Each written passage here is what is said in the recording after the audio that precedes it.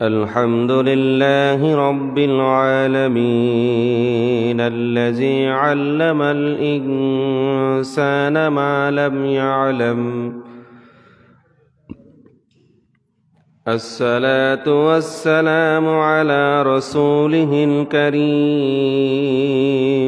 مدينة العلم،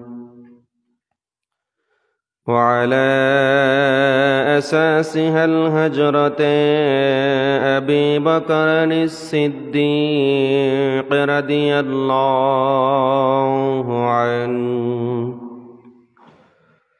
وعلى مجهر عدله الهجرة عمر رضي الله عنه، وعلى جنورين الهجرة عثمان رضي الله عنه، وعلى بابها الهجرة علي كرم الله وجهه، وعلى آله وصحابه وأولاده وأزواجه وذرياته وأهل بيته وأمته أجمعين برحمتك يا أرحم الراحمين. بسم الله الرحمن الرحيم. إن الله وملائكته يصلون على النبي يا أيها الذين آمنوا صلوا عليه وسلموا تسليما. اللهم صل على سيدنا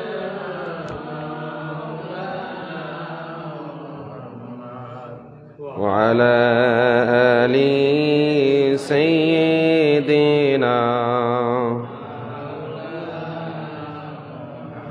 محمد. اللهم صل على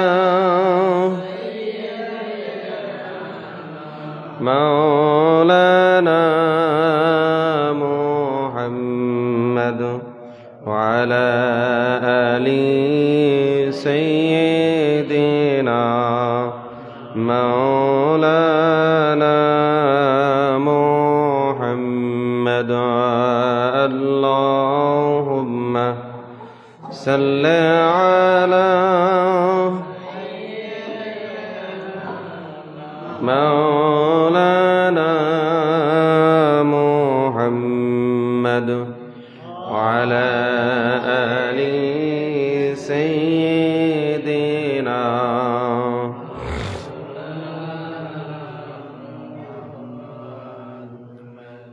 إنما يعمر مساجد الله من آمن بالله واليوم الآخر وأقام الصلاة وآتى الزكاة ولم يخش إلا الله. আল্লাহ পাকের লাখো কোটি শুকরিয়া যে আল্লাহ আমাদের সকলকে শত ব্যস্ততার মাঝে বিভিন্ন সাংসারিক কাজ থেকে আল্লাহ তাআলা আমাদের সকলকে আজকের এই জুমার দিনে, গরিবের হজের দিনে আল্লাহর ঘর এই মসজিদে এসে একত্রিত হওয়ার তৌফিক দান করেছেন। এজন্য আমরা সকলে বলি আলহামদুলিল্লাহ। লক্ষ কোটি দুরূদ সালাম পেশ করছি আল্লাহর সৃষ্টির প্রধান আকর্ষণ এ বিশ্বসভার সভাপতি সমস্ত নবী রাসূলদের মাতার তাজ শামসুল হিদায়াত, নুরুল হিদায়াত, সৈয়দুল মুরসালিন রহমাতাল লিল আলামিন হযরত মুহাম্মদুর রাসূলুল্লাহ সাল্লাল্লাহু আলাইহি ওয়াসাল্লামের উপর।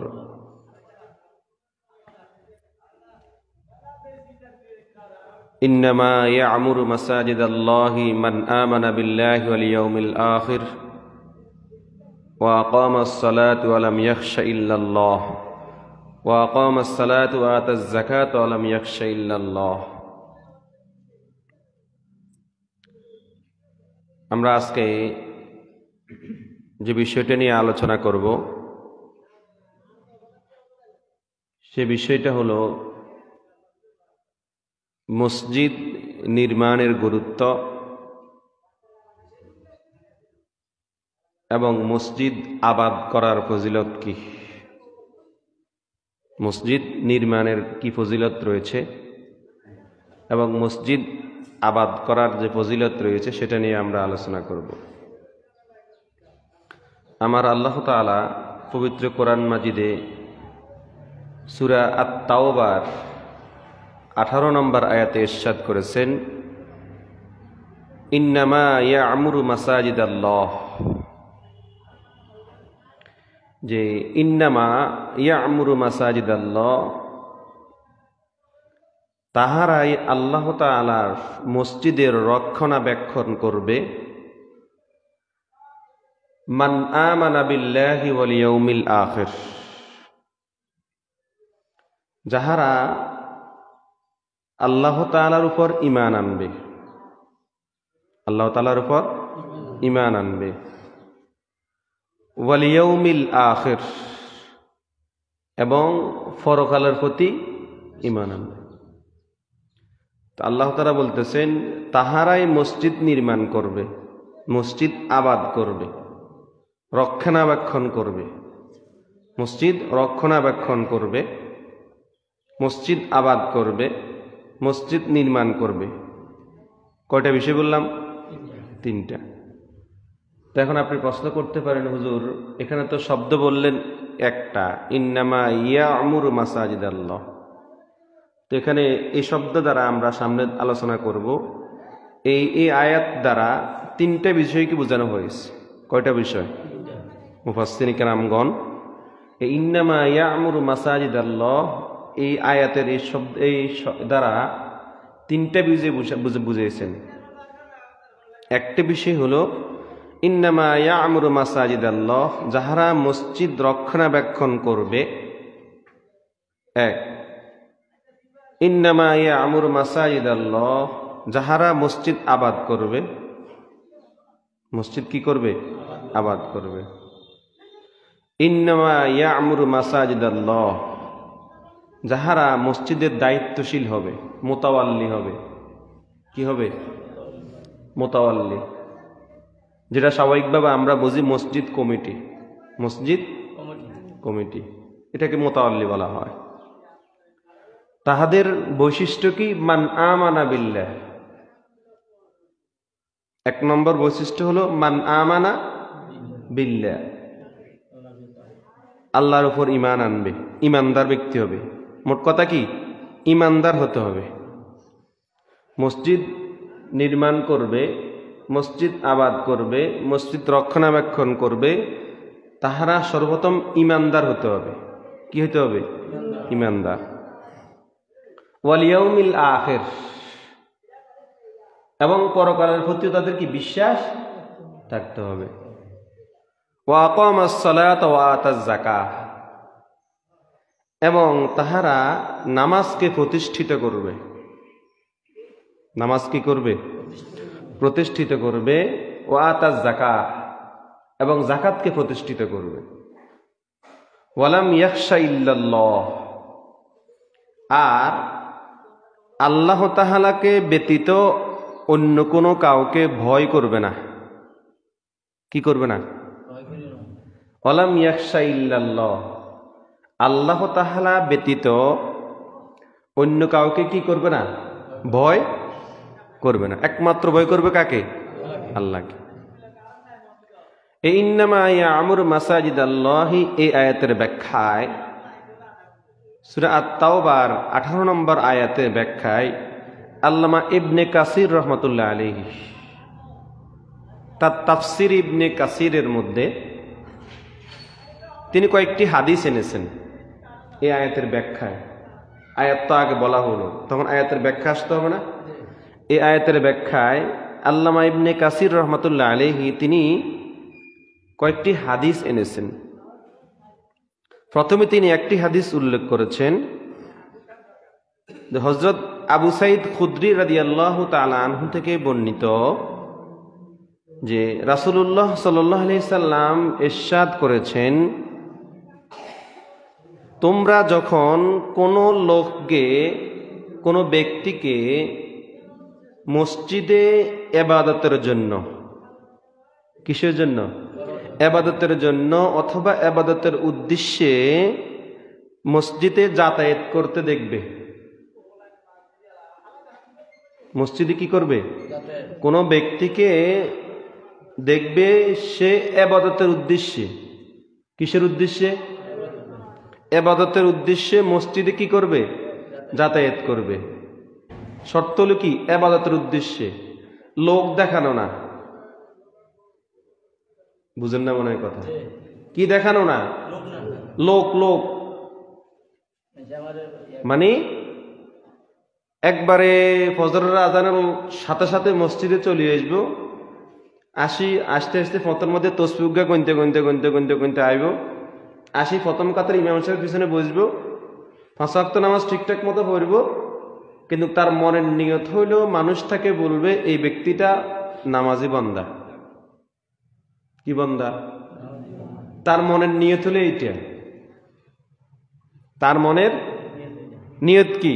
আমাকে মানুষ নামাজি বলবে, বলবে যে আঙ্গু এলাকার মধ্যে লোকিজা খুব ভালো নামাজি, নামাজ আজানোর লগ লগ কোনা চলে যায়, মসজিদে চলে যায়, ইমাম সাহেবের পিছনে কি প্রথম কাতারে খায়।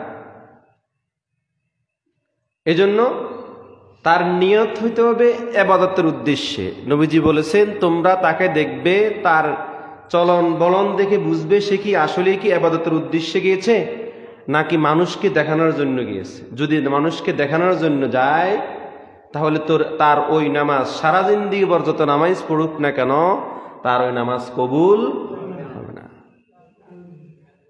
তো নবীজি বলতেছেন, ইমানদার ব্যক্তির, মুমিন যে ব্যক্তি মুমিন, তার একটি বৈশিষ্ট্য হলো সে ইবাদতের উদ্দেশ্যে মসজিদে কি করবে?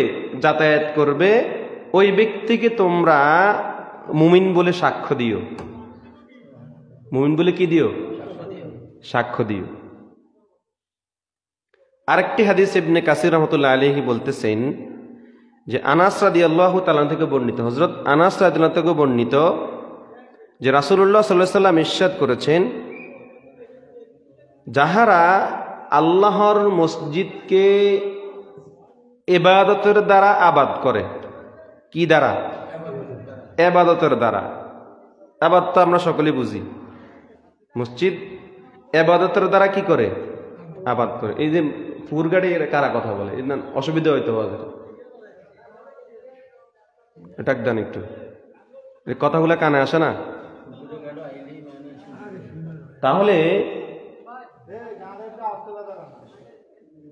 তাহলে আমরা কি বললাম? রাসূল সাল্লাল্লাহু আলাইহি ওয়াসাল্লামের হাদিস, আনাস রাদিয়াল্লাহু তাআলা আনহু বলেছেন যে নবী করিম সাল্লাল্লাহু আলাইহি ওয়াসাল্লাম ইরশাদ করেছেন, যাহারা মসজিদকে ইবাদতের দ্বারা আবাদ করবে। কিসের দ্বারা? ইবাদতের দ্বারা। ইবাদতের দ্বারা আবাদ করে তাহারাই একমাত্র আল্লাহ তাআলার প্রিয় বান্দা। তাহারাই আল্লাহ তাআলা একমাত্র কি? প্রিয় বান্দা। শর্ত হলো ইবাদতের দ্বারা আবাদ করতে হবে। এমনিতে শুধু মসজিদে আসা যাওয়া করলে কি হবে না। কথা বুঝেছেন এখন? এ প্রসঙ্গে আরেকটি হাদিস আমরা বলবো, হযরত আনাস রাদিয়াল্লাহু তাআলা আনহু থেকে বর্ণিত, রাসূলুল্লাহ সাল্লাল্লাহু আলাইহি ওয়াসাল্লাম ইরশাদ করেছেন যে আল্লাহ তাআলা যখন কোনো জাতির উপর গজব নাজিল করার ইচ্ছা করেন, আল্লাহ তাআলা যখন কোনো জাতির উপরে গজব নাজিল করার কি করেন? ইচ্ছা করেন, তখন আল্লাহ তাআলা সেই জাতির মধ্যে যাহারা মসজিদের সাথে সম্পর্কিত থাকে, ওই জাতির মধ্যে অনেকে মসজিদের সাথে সম্পর্কিত থাকে না, যারা সবসময় মসজিদে আসা যাওয়া করে। ওই যে জাতিদের মধ্যে যাহারা মসজিদের সাথে কি থাকে, সম্পর্কিত থাকে, তখন তাহাদের দিকে লক্ষ্য করে, তাহাদেরকে উদ্দেশ্য করে ওই কয়েকজন মসজিদ নামাজিওয়ালা ব্যক্তির কারণে আল্লাহ তাআলা ওই জাতির উপর আর আযাব দেন না। দেখছেন, বুঝেছেন কত বড় কথা রাউজি বলেছেন। গজব দেওয়ার ইচ্ছা করছেন, আল্লাহ করছেন, মনে এরাদা করছেন, তখন এরাদা করার পর আবার তিনি দেখেন যে ওই এলাকাতে কোনো মসজিদ আবাদ আছে কিনা, মসজিদ কি আছে কিনা, আবাদ আছে কিনা, নামাজি ব্যক্তি আছে কিনা, ইমানদার ব্যক্তি আছে কিনা, যারা সবসময় মসজিদে কি করে, আসা যাওয়া করে। তখন তাদের দিকে লক্ষ্য করে আমার আল্লাহ তাআলা বলেন যে এখানে আমার মুমিন ব্যক্তিরা আছে, বন্দারা আছে, যারা মসজিদ কি করে, আবাদ করে, এদেরকে লক্ষ্য করে আল্লাহ তাআলা আর গজব কি দেন না। কথা বুঝেছেন? এখন এ প্রসঙ্গে আমরা আরেকটি হাদিস দেখব, যে হাদিসটা হযরত ইবনে আব্বাস রাদিয়াল্লাহু তাআলা আনহু থেকে বর্ণিত। রাসূলুল্লাহ সাল্লাল্লাহু আলাইহি ওয়াসাল্লাম ইরশাদ করেছেন যে যেই ব্যক্তি নামাজের আজান শুনিয়া, নামাজের কি শুনিয়া, এগুলা তাফসীর ইবনে কাসিরের মধ্যে ওই আয়াতের ব্যাখ্যা ইবনে কাসির বলতেছেন, হাদিসগুলো আনছেন। যেই ব্যক্তি নামাজের আজান শুনে, কি শুনে, আজান শুনিয়া তাহার উত্তর দেয় না, কি দেয় না, আজানের উত্তর দেওয়া ওয়াজিব, আজানের উত্তর কি দেয় না। যেই ব্যক্তি নামাজের আজান শুনিয়া নামাজের উত্তর দেয় না এবং সে মসজিদেও আসে না, মসজিদেও কি না আয়সা, সে অন্য জায়গায়, সে ঘরে নামাজ পড়ছে। কোথায় পড়ছে? নামাজ পড়ছে, কিন্তু সে নামাজটা কোথায় পড়লো? অন্যত্র যে কোনো জায়গায়। মসজিদ ঘর বলতে ঘরও আছে, এখানে ব্যাখ্যা আসছে ঘরও আছে, যে কোনো পাক জায়গায় নামাজ পড়লো। আল্লাহ তাআলা তো পুরা পৃথিবীকে আমাদের জন্য নামাজের জন্য কি বিছানা বানিয়ে দিয়েছেন। যে কোনো জায়গাতে পাক জায়গা পাইবেন, ওখানে নামাজ পড়লে কি নামাজ হবে। তো এখানে এই হাদিসটা কেন? মসজিদের গুরুত্ব বোঝানোর জন্য। সবচাইতে উত্তম নামাজের স্থান কোনটা? মসজিদ।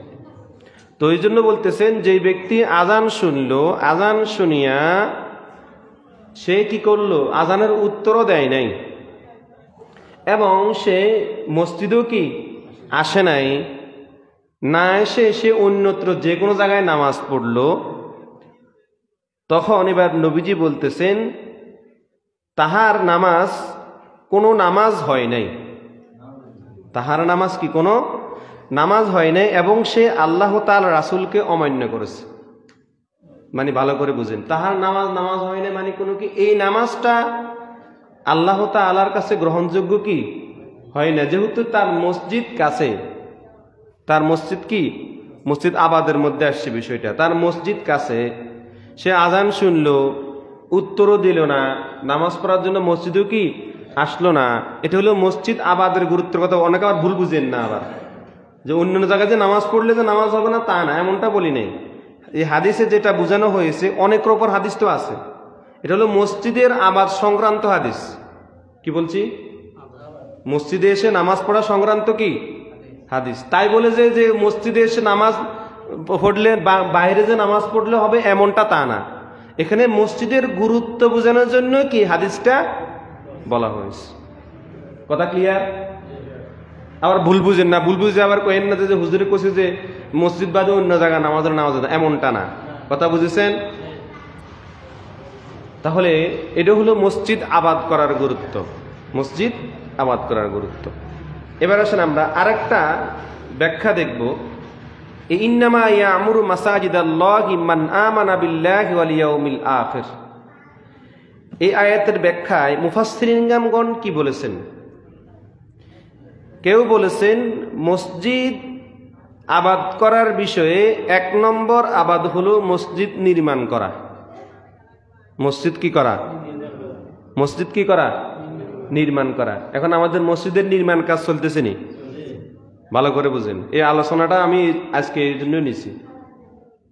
আলোচনা করব, যদি এরপরে আমরা না মানেন আমার তো করার কিছু না, আমার দায়িত্ব যেটা আমি আপনাকে বলবো নাকি? যারা এখন পরে আসবো তারা তো এই আলোচনা কি শুনবে না, ঠিক আছে না? তাহলে মুফাসসিরিন কেরাম বলতেছেন যে ইন্নামা ইয়ামুরু মাসাজিদাল্লাহ, তাহারাই মসজিদ রক্ষণাবেক্ষণ করবে, এটা হলো একটা ব্যাখ্যা। আরেকটা ব্যাখ্যা মুফাসসিরিন কেরাম বলতেছেন এই আয়াত দ্বারা আল্লাহ তাআলা বুঝিয়েছেন মসজিদকে নির্মাণ করা। মসজিদকে কি করা? নির্মাণ করা। নির্মাণ তো আমরা সকলে বুঝি, মসজিদ তৈরি করা। মসজিদ কি করা? তৈরি করা। মসজিদ অর্ধেক হয়েছে, আর অর্ধেক এখনো বাকি আছে না? ওটাকে এখন তৈরি হচ্ছে তো, নির্মাণ হচ্ছে তো। তার মানে আবাদ শব্দের অর্থ এক কথায় একটা ব্যাখ্যা হলো কি মসজিদ নির্মাণ করা। মসজিদ কি করা? আগে আবাদের কয়েকটা প্রকার বললাম না, একটা প্রকার গেল কি মসজিদের সাথে আবাদতের সাথে কি করা? আবাদ করা। আরেকটা আবাদ হলো মসজিদ নির্মাণ করা। মানে আবাদ কয়েক প্রকার আছে, কয়েক প্রকার কি আছে? আবাদ আছে। একটা হলো আবাদতের সাথে সম্পৃক্ত, আরেকটা হলো মসজিদ নির্মাণের সাথে কি সম্পৃক্ত। এটাকেও আবাদ বলে, এটাকেও কি বলে? আবাদ বলে। তার মানে আমরা পাইলাম মসজিদ আবাদত গেল, মসজিদ নির্মাণ করা। মসজিদ কি করা? নির্মাণ করা। আরেকটা আবাদের আরেকটা অর্থ হলো মসজিদকে পরিষ্কার পরিচ্ছন্নতা রাখা। মসজিদকে কি রাখা? পরিষ্কার পরিচ্ছন্নতা রাখা। আরেকটা হলো মসজিদকে নাফাকি মুক্ত করা। কি মুক্ত করা? ভালো করে বুঝেন। হুজুর প্রশ্ন করতে পারেন, হুজুর নাফাকি মুক্ত করা মানে এটা আবার কোন কথা? কি আপনি যে বলেন নাফাকি মুক্ত করা, এটা আবার কোন কথা? অনেকে নামাজ পড়তে আসছেন, পায়ের মধ্যে নাফাকি লেগে আছে, ঠিক মতো উজু করেন নাই, হাত ধোন নাই, পা ধোন নাই, কোন রকম উজু করছেন আর কি। ছোট বাচ্চারা, নাবালক শিশুরা আসে, তারা পায়ের মধ্যে লোদ নিয়ে ময়লা নিয়ে আসেনি? তো মসজিদ আবার পরিষ্কার করতে হয় না? মুয়াজ্জিম সাহেব, ইমাম সাহেব মসজিদ কি করে? প্রতি শুক্রবার এলে তো ভালো করে ধো না কেন? ওই যে সারা পুরা সপ্তাহ আপনি আসা যাওয়া করলেন, আপনি তো জানেন না আপনার কোনখান দিয়ে নাফাকি লেগে গেছে, বলতে পারতেছেন না, কারণ মসজিদ তো পবিত্র। মসজিদ কি পবিত্র। তা আপনার আসা যাওয়ার ক্ষেত্রে, ছোট বাচ্চারা আসা যাওয়ার ক্ষেত্রে তার পায়ের মধ্যে নাফাকি কি করতে পারে? লেগে থাকতে পারে। এটা হয়তো মসজিদে কি ফ্লোরে লাগলো, টাইলসে লাগলো, তখন এটা নাফাক হয়ে গেল না? তখন এই নাফাকটাকে মুক্ত করাটাও হলো আবাদ করা। ক্লিয়ার? এই নাফাকিটাকে মুক্ত করা কি? আবাদ করা। আবার মসজিদ আবাদ করার মধ্যে আর একটা বিষয় আছে, মসজিদে এসে নামাজ আদায় করা। মসজিদে এসে কি করা? এটাও আবাদ করা। মসজিদে এসে জামাতে উপস্থিত হওয়া। কিসে উপস্থিত হওয়া? 5 ওয়াক্ত নামাজে কি হওয়া? উপস্থিত হওয়া। এটাও আবাদ। এটাও কি আবাদ। এবং মসজিদে দ্বীনি ইলম শিক্ষা দেওয়া। কি ইলম শিক্ষা দেওয়া? দ্বীনি ইলম শিক্ষা দেওয়া। এটাও আবাদের অন্তর্ভুক্ত। এবং মসজিদে এসে বারবার মসজিদে যাতায়াত করা, ইবাদত সংক্রান্তভাবে যাতায়াত করা, এটাও আবাদের অন্তর্ভুক্ত। এগুলা তাফসীর কারকগণ বলতেছেন যে আবাদ বলতে কি সাদি একটাই না, আবাদের অনেকগুলা কি ব্যাখ্যা বিশ্লেষণ কি আছে। কথা বুঝেছেন? এখন এ প্রসঙ্গে আমরা আল্লাহ তাআলার কোরআন শরীফ থেকে আরেকটি আয়াত দেখব, যে আল্লাহ তাআলা আয়াতের মধ্যে ইরশাদ করেছেন যে আমরা যে নামাজে এসে ইবাদত বন্দেগী করি না, ইবাদত বন্দেগীর জন্য আসি তো, তাসবিহ তাহলিল করি, ইবাদত বন্দেগী করি, এটা যা আবাদের অন্তর্ভুক্ত।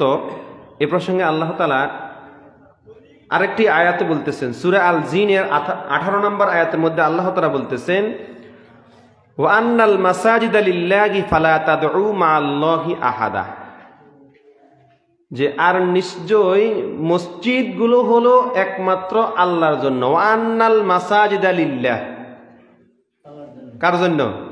ওয়া আন্নাল মাসাজিদা লিল্লাহ, মসজিদগুলো হলো একমাত্র কার জন্য? আল্লাহর জন্য। ফালা তাদউ মাআল্লাহি আহাদা, কাজেই তোমরা এই আল্লাহ তাআলার ইবাদতের সাথে, আল্লাহ তাআলার ডাকের সাথে আর অন্য কাউকে তোমরা ডাকিও না। কথা ক্লিয়ার? তার মানে মসজিদে এসে একমাত্র কাকে ডাকতে হবে? আল্লাহকে। এখানে আল্লাহকে ডাকার ব্যাখ্যা বিশ্লেষণ আসছে কোরআন, হাদিস, ইজমা, কিয়াস, শরীয়তের মাসআলা মাসাইল, শরীয়তের মাসআলা মাসাইল যেগুলা আছে এগুলাই মসজিদে কি করতে হবে? প্রচার করতে হবে। অহেতুক অন্য কোনো মসজিদে কোনো প্রকার যে কথাটা অবান্তর কথা, যে কথা মসজিদে বললে কোনো কি লাভ হবে না, বিভিন্ন প্রকার কথা অনেকে বলে না, কেউ রাজনৈতিক কথা বলে, কেউ কথা বলে, ওই কথা বলে, সে কথা বলে, কেউ কিচ্ছা বলে, বলে না এরকম।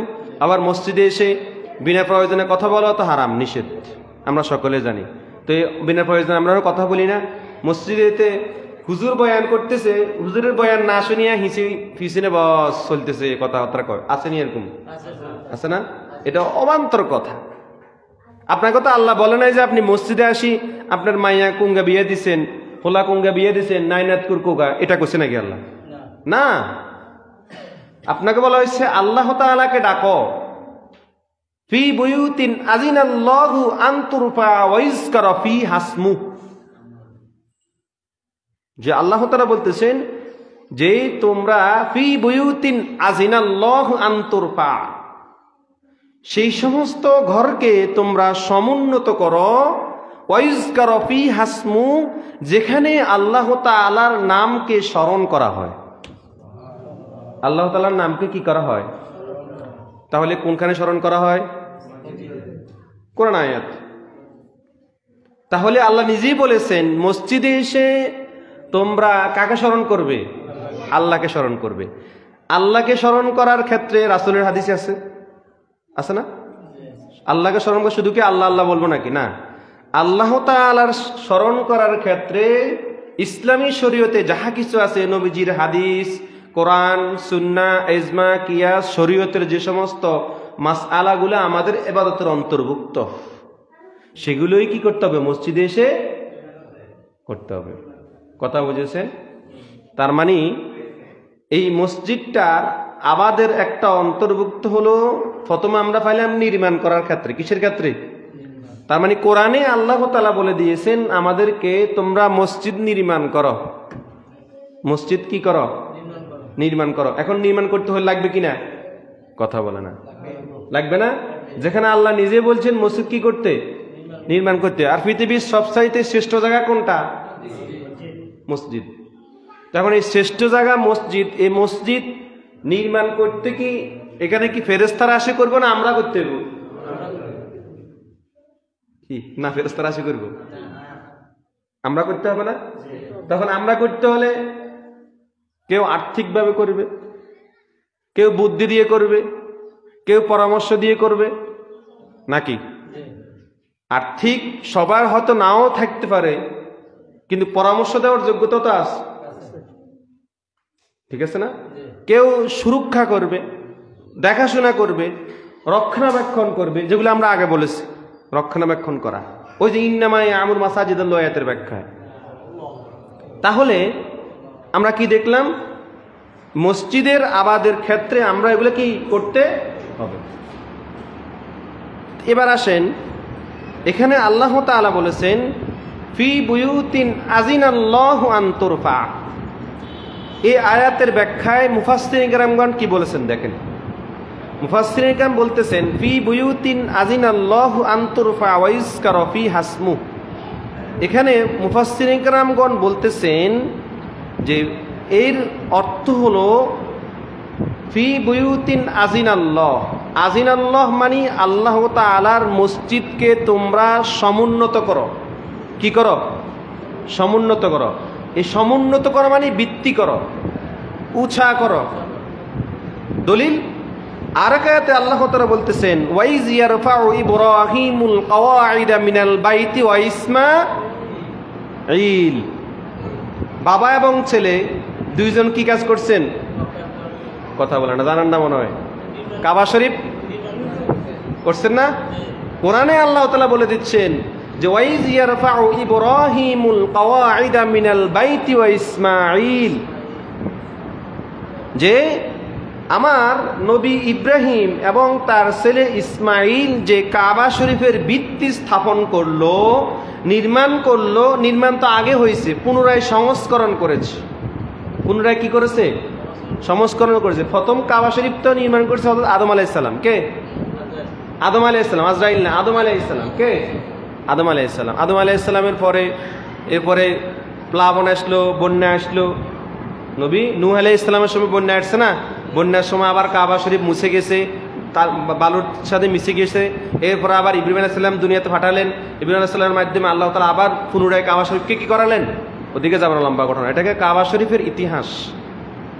কাবা শরীফের ইতিহাস আমার একটা আলোচনা ইউটিউবে আছে, যদি কেউ চার্জ দিয়ে দেখেন ওখানে পাইবেন যে কাবা শরীফ ইতিহাস আমার কয়েকটা পর্ব আলোচনা আছে, ওদিকে যাব না। তাহলে ওয়াইজ ইয়ারফাউ ইব্রাহিমুল কওয়াইদা মিনাল বাইতি ওয়া ইসমাঈল, এই আয়াতের মধ্যে বলতেছেন যেভাবে ইব্রাহিম এবং ইসমাঈল কি করেছে? মসজিদের ভিত্তি কি করেছে? স্থাপন করেছে, নির্মাণ করেছে, তোমরাও সেইভাবে করো। কি? আজিনাল্লাহু আন তুরফা, মসজিদকে সমুন্নত করো, মসজিদ ওজা করো, মসজিদ নির্মাণ করো, মসজিদ আবাদ করো। কয়েকটা ব্যাখ্যা আছে, এগুলা মুফাসসিররা বলতেছেন, এগুলা মুফাসসিররা বলতেছেন। কথা বুঝেছেন এখন? তো এখানে এই ফি বুয়ুতিন আজিনাল্লাহু আন তুরফা এর দ্বারা মুফাসসিরে কেরাম বলতেছেন যে মসজিদকে আবাদ করা, মসজিদকে সমুন্নত করা এবং সর্বশেষ আবাদের বিষয় হলো মসজিদকে নির্মাণ করা। মসজিদকে কি করা? তার মানে কোরআনের আয়াত দ্বারা আমরা কয়েকটা আয়াত দেখলাম, 3 থেকে 4টা আয়াত আমরা এই পর্যন্ত আলোচনা করলাম। এই 3 থেকে 4টা আয়াতের মধ্যে আমরা যে বিষয়টা দেখলাম, আল্লাহ তাআলা আমাদেরকে বলে দিয়েছেন তোমরা মসজিদ কি করো? নির্মাণ করো, মসজিদ আবাদ করো। আবাদের মধ্যে ইবাদত আছে, ময়লা পরিষ্কারের কথা আছে, মসজিদ রক্ষণাবেক্ষণের দায়িত্ব আছে, মসজিদ মুতাওয়াল্লিদের কথা আছে, যেটা আমরা কমিটি বলি, যারা মসজিদ কি করে? রক্ষণাবেক্ষণ করে। তো তাদের গুণগান কি? তাহারা 1 নম্বরে কি হবে? ইমানদার হবে। কি হবে? ইমানদার হবে।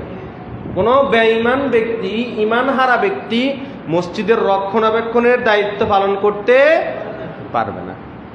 সোজা কথা, এটা কোরআনে আল্লাহ তাআলা বলে দিয়েছে। কথা বুঝেছেন এখন? এবার আসেন আমরা একটু হাদিস থেকে আমরা দেখব।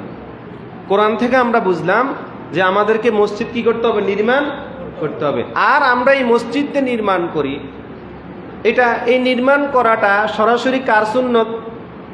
ইব্রাহিম আলাইহিস সালামের। কার সুন্নত? ইব্রাহিম আলাইহিস সালামের পরে আমাদের নবীজি নিজেই কাবাঘর সংস্কার করেছেন। করছেন কিনা আমরা জানি।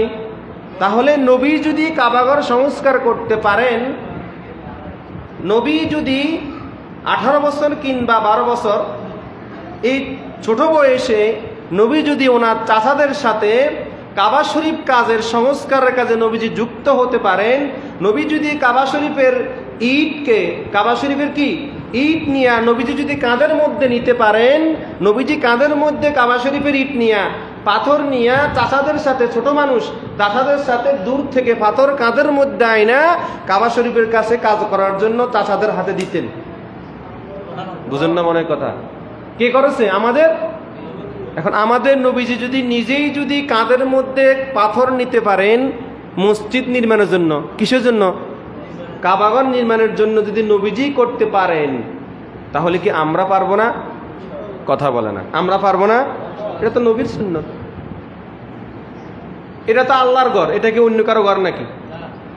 এটা কার ঘর? আল্লাহর ঘর। তো আল্লাহর ঘরকে আবাদ করার দায়িত্ব কাদের? আমাদের না? আমরাই করতে হবে।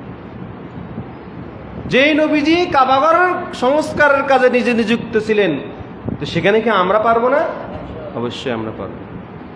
এবার আসেন আমরা হাদিস থেকে আমরা দেখব যে হাদিসের মধ্যে আমরা দেখি এই মসজিদ নির্মাণের ফজিলতটুকু কি। আগে এতক্ষণ তো আমরা কোরআন থেকে দেখলাম, এখন আমরা হাদিস থেকে দেখব। এ প্রসঙ্গে আমরা একটি হাদিস দেখব। হযরত আমর ইবনে মাইমুন রাদিয়াল্লাহু তাআলা আনহু থেকে বর্ণিত, রাসূলুল্লাহ সাল্লাল্লাহু আলাইহি ওয়াসাল্লাম ইরশাদ করেছেন যে কি, আদরাকতু আসহাবি রাসূলিল্লাহি সাল্লাল্লাহু আলাইহি ওয়াসাল্লাম। হযরত আমর ইবনে মাইমুন রাদিয়াল্লাহু তাআলা বলতেছেন, আদরাকতু আসহাবি রাসূলিল্লাহি সাল্লাল্লাহু আলাইহি সাল্লাম, আমি রাসূল সাল্লাল্লাহু আলাইহি সাল্লামের সাহাবীদেরকে বলতে শুনেছি। আমি রাসূল সাল্লাল্লাহু আলাইহি সাল্লামের সাহাবীদেরকে কি বলতে শুনেছি। কি শুনেছেন? ওয়াহুম ইয়াকুলুনা, তাহারা এটা বলতেছেন যে কি আল মসজিদু বুয়ুতাল্লাহ, আল মসজিদু বুয়ুতাল্লাহ, মসজিদ হলো আল্লাহ তাআলার ঘর। বুঝেন না মনে হয় কথা? তো তাহলে সুবহানাল্লাহ বলেন না যে? বুঝতে হবে, বুঝি সুবহানাল্লাহ বলতে হবে। সুবহানাল্লাহতে কি সওয়াব আছে না?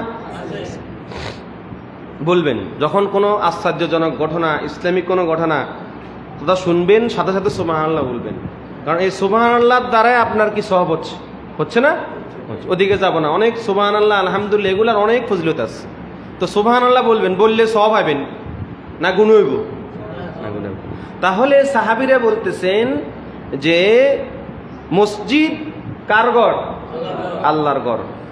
এরপরে আরো বলতেছেন ওয়াইন্নাহু হাক্কা আলাল্লাহি আন ইউকরামা মিন জারাহু, আর যেই ব্যক্তি মসজিদকে জিয়ারত করে, মসজিদকে সম্মান করে, আন ইউকরামা সম্মান করে, কি করে? সম্মান করে, মান জারাহু আন্নাহু হাক্কা আলাল্লাহি, আর আল্লাহ তাআলা তা ওই ব্যক্তিকে সম্মান করেন। আন্নাহু হাক্কা আলাল্লাহ, হাক্ক মানে এখানে ওয়াজিব। যেই ব্যক্তি মসজিদের রক্ষণাবেক্ষণ করবে, যেই ব্যক্তি মসজিদের নির্মাণ করবে, যেই ব্যক্তি মসজিদকে আবাদ করবে, তার জন্য আল্লাহ তাআলা তাকে সম্মানিত করা, এটা আল্লাহ তাআলার কাছে আল্লাহ ওয়াজিব করে নেন। কি করে নেন? তাহলে মসজিদকে আবাদ করার দায়িত্ব আমাদের আছে কিনা? আছে। এবার আসেন আরেকটা হাদিস আমরা দেখব। রাসূলুল্লাহ সাল্লাল্লাহু আলাইহি সাল্লাম ইরশাদ করেছেন, হাদিসটি মুসলিম শরীফের মধ্যে আসছে যে মান বানা মাসজিদাল্লাহ, মান বানা মাসজিদাল্লাহ, যেই ব্যক্তি আল্লাহর জন্য একটি মসজিদ বানায়। কি বানায়? মান বানা মাসজিদাল্লাহ, যেই ব্যক্তি আল্লাহর জন্য একটি কি বানায়? মসজিদ বানায়। ইয়াবতাগি বিহি ওয়াজহুল্লাহি তাআলা, তার এই বানানোর ক্ষেত্রে তার নিয়ত হবে আল্লাহর সন্তুষ্টির জন্য। কার জন্য?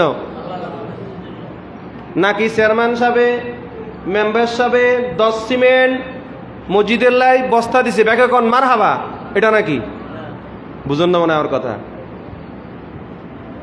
কথা কিন্তু আমি যুক্তিসঙ্গত কথা বলছি, হাদিস থেকে বুঝিয়ে বলতেছি। রাসূল কি বলছেন? মান বানা মাসজিদাল্লাহ, যেই ব্যক্তি মসজিদ তৈরি করবে, যে কেউ একটি মসজিদ কি করলো? তৈরি করলো। কি উদ্দেশ্যে? ইয়াবতাগি বিহি ওয়াজহুল্লাহি তাআলা, আল্লাহ তাআলার সন্তুষ্টির উদ্দেশ্যে। কার সন্তুষ্টির উদ্দেশ্যে? নাকি এলাকার মানুষকে কব আঙ্গ চেয়ারম্যান সাহেব মসজিদ একখান করে দিছে আঙ্গরে, এই উদ্দেশ্যে? এই উদ্দেশ্যে করা। মসজিদের মধ্যে দাঁড়ায় কোন আমি 10 মিনিট 10 সিমেন্ট কি দিমু? সিমেন্ট দিমু। তখন অমুকে যা কব রে চেয়ারম্যান সাহেব মসজিদের 10 সিমেন্ট কি দিছে? এরকম হয় না মসজিদে ঘটনা? আমরা এলাকায় যে বলি না, ওই মিয়া চেয়ারম্যান সাহেব 50,000 টাকা দিছে, আমরা 8 টাকা। ও চেয়ারম্যান সাহেবের নিয়তে কি দিছে? আমরা ইয়ার জন্য। চেয়ারম্যান সাহেব কি আপনারে ওই লোক দেখানোর জন্য 50,000 টাকা দিছে, নাকি আল্লাহর সন্তুষ্টির জন্য দিছে? এটা আমরা চাইতেন না নাকি? এই জন্যই ইমাম বুখারী রহমাতুল্লাহ আলাইহি কোরআন শরীফের পরে, পবিত্র কোরআন শরীফের পরে আল্লাহর এই পৃথিবীতে সবচাইতে যেই কিতাবের স্থান, দ্বিতীয় নাম্বার স্থান, আসাহুল কুতুবি বাদা কিতাবিল্লাহ, তা তাজিম, যে কোরআন শরীফের পরেই একমাত্র সর্বপ্রথম যেই কিতাবের স্থান, সেই কিতাবটা হলো সহিহ বুখারী শরীফ। সহিহ বুখারী শরীফ যে লিখেছেন কে? ইমাম মোহাম্মদ আবু আব্দুল্লাহ মোহাম্মদ ইবনে ইসমাইল বুখারী।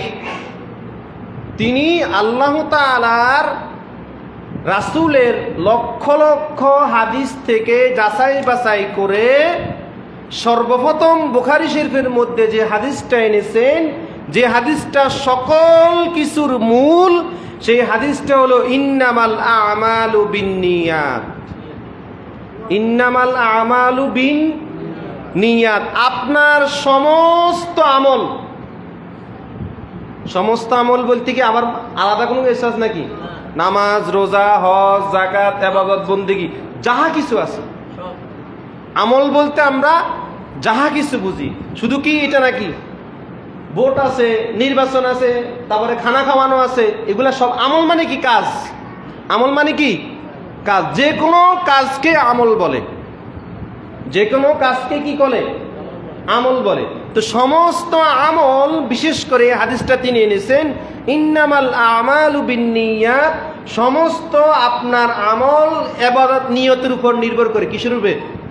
আপনি যদি নিয়ত ঠিক রাখি, যদি ঠিক না রাখি, যদি 10-12 হজ করেন, বলবেন মানুষ আপনাকে হাজী সাহেব বলবে।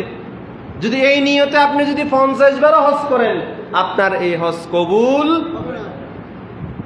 এই জন্যই সর্বপ্রথম সবকিছুই মূল হলো নিয়ত। আপনার অন্তরকে আপনি ঠিক রাখতে হবে। আপনি অন্তর ঠিক রাখবেন, আপনি 1 টাকা দিলে 1 টাকা আপনার জন্য কবুল।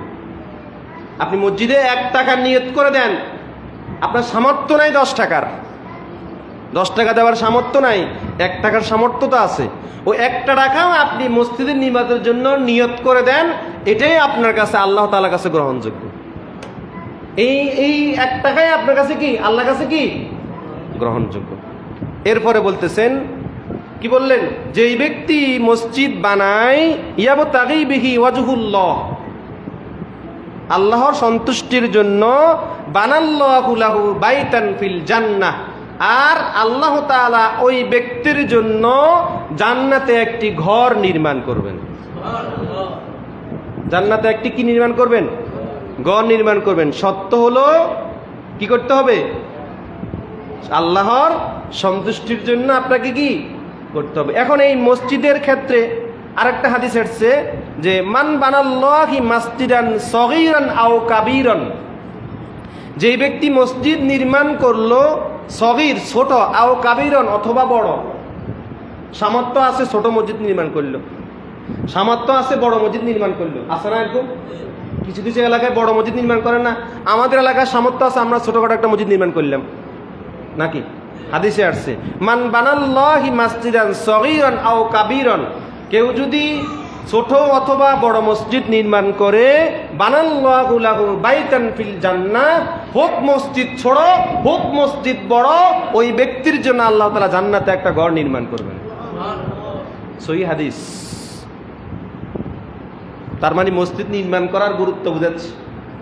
এখন এখানে মুহাদ্দিসিনে কেরাম বলতেছেন, আপনার একার ক্ষেত্রে তো মসজিদ নির্মাণ করার সামর্থ্য নাই, একার ক্ষেত্রে মসজিদ নির্মাণ করার কি নাই, তাহলে কি করতে হবে? সবাই মিলে করতে হবে। কেউ একটা ইটের জন্য টাকা দিল, কেউ একটা সিমেন্টের জন্য টাকা দিল, সবাই মিলে যে মসজিদ নির্মাণ করলেন, সবার জন্য আল্লাহ তাআলা কি করবেন? ঘর নির্মাণ করবেন। কথা বুঝেছেন? এখন আরেকটা হাদিস বলছি, যেই ব্যক্তি আল্লাহর জন্য একটি ঘর বানায়, মসজিদ বানায়, কি বানায়?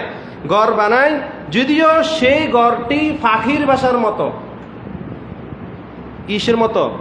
পাখির বাসা তো আমরা বুঝি ছোট্ট, কি যেখানে শুধু পাখি বসে আর বাচ্চাকে দুধ খাওয়ায়, এটাই তো ছোট্ট। বাউল ফাকির বাসা দেখেন না, ছোট না? ফাকির বাসা কতটুকু ছোট হোক, মসজিদ ফাকির বাসার মতো হোক। আপনাকে যে বড় মসজিদ করতে হবে এমনটা, মসজিদটা কি পাখির বাসার মতো হোক, হলেও হবে কি হবে? বানাল্লাহু লাহু বাইতান ফিল জান্নাহ, ওই পাখির মতো বাসার মতো যদি কেউ মসজিদ বানায়, তার জন্য আল্লাহ একটা ঘর নির্মাণ করে দিবেন।